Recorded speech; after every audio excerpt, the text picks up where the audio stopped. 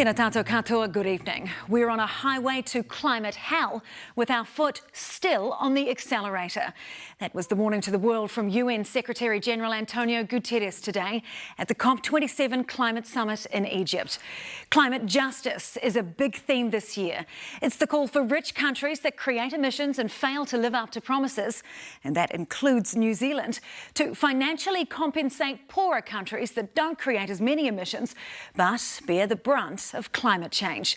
Here's Adam Hollingworth. The world knows it and world leaders do too. A climate crisis is already here. The clock is ticking. We are in the fight of our lives and we are losing. A new COP summit, but not a new dawn. Greenhouse gas emissions keep growing. Global temperatures keep rising. And our planet is fast approaching tipping points that will make climate chaos irreversible.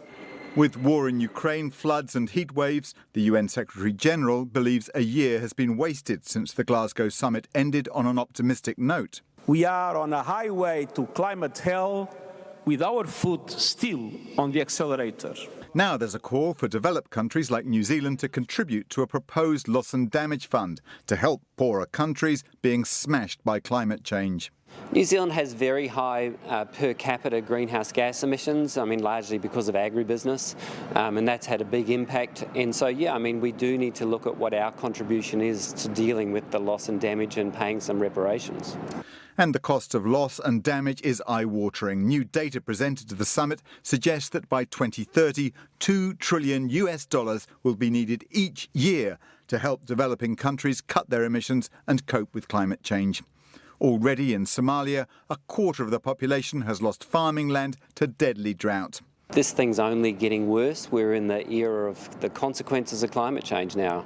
And so it's become even more important that we cut emissions as quickly as possible, and we haven't done enough. A New Zealand negotiating team in Egypt is aware of expectations on developed countries to contribute more. And Climate Change Minister James Shaw will be joining them on Friday. Because we know that these impacts are already being felt, these costs are already landing, and it is really incumbent upon the wealthier countries of the world, like New Zealand, to try and provide support for those countries that are really struggling in the face of those challenges. And we could expect to hear more on how much and to whom as soon as tomorrow morning. Adam Hollingworth, Newshub.